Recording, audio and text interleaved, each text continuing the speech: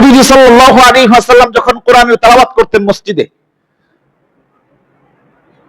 যখন নিজের ঘরে তেলাওয়াত শুরু করতেন রাত্রিবেলা, নবীজি যখন তাহাজ্জুদে দাঁড়ায় যাইতেন, কোরআনে কারীমের তেলাওয়াত শুরু হয়ে যাইত, এই কাফের বেঈমানরা নবীজির ঘরের চতুর্পাশে ঘিরে দাঁড়ায় যাইত কোরআন তেলাওয়াত শোনার জন্য, ঘিরে দাঁড়ায় যাইত। নবীজির জবান থেকে চমৎকার তেলাওয়াত, আসমানি তেলাওয়াত, সমস্ত কাফেররা নবীজির ঘরের চতুর্পাশে ভিড় জমায় ফেলতো রাত্রি গভীর হইলে। তো একবার কাফেরদের পক্ষ থেকে একটা সিদ্ধান্ত হইল, পেরেশানি শুরু হয়ে গেল। আরে নবীজির কথা যদি এইভাবে মানুষ শুনতে থাকে, তেলাওয়াত যদি শুনতে থাকে, এক সময় তো আমাদের সমাজ আমাদের কন্ট্রোলের বাইরে চলে যাবে। এদেরকে এই নবীজির তেলাওয়াত থেকে, কথা শোনার থেকে ফিরাইতে হবে। কাফেরদের লিডারদের পক্ষ থেকে জরুরি বৈঠক ঘোষণা করা হইল। বৈঠকে সিদ্ধান্ত হইল, এইখানে আজকে থেকে নবীজির ঘরের পাশে, মুহাম্মাদের ঘরের পাশে রাত্রিবেলা যাওয়া সকলের জন্য নিষেধ। কেউ যদি যায়, সমাজের পক্ষ থেকে সর্বোচ্চ শাস্তি তার জন্য প্রয়োগ করা হবে। এবার যখন গভীর রাত্র হয়ে গেছে, গভীর রাত্র যখন হয়ে গেছে, দেখেন কাফেররা ইসলামকে কতটুকু জানতো। আমার মূল টার্গেট এটা, কতটুকু বুঝতো ইসলামকে।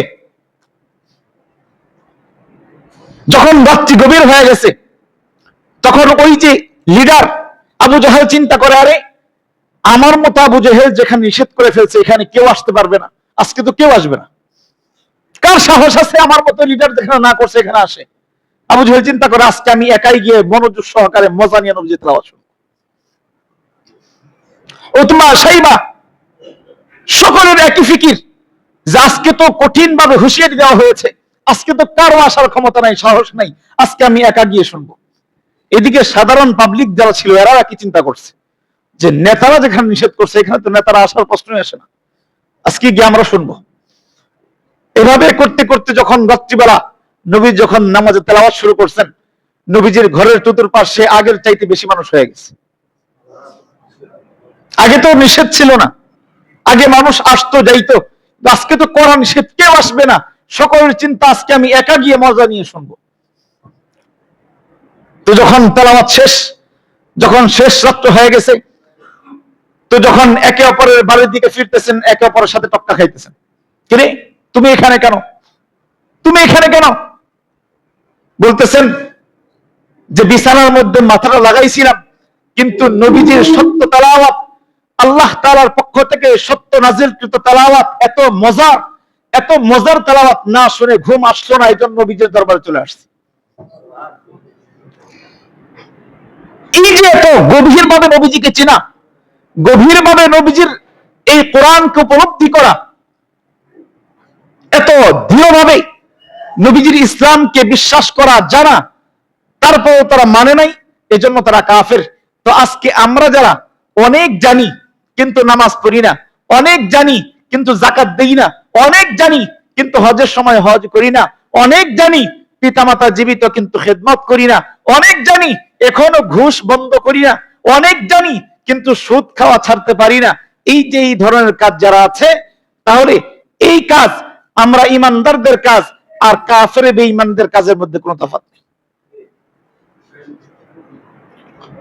এজন্য আমরা সকলেই দৃঢ় প্রতিজ্ঞাবদ্ধ হইতে হবে।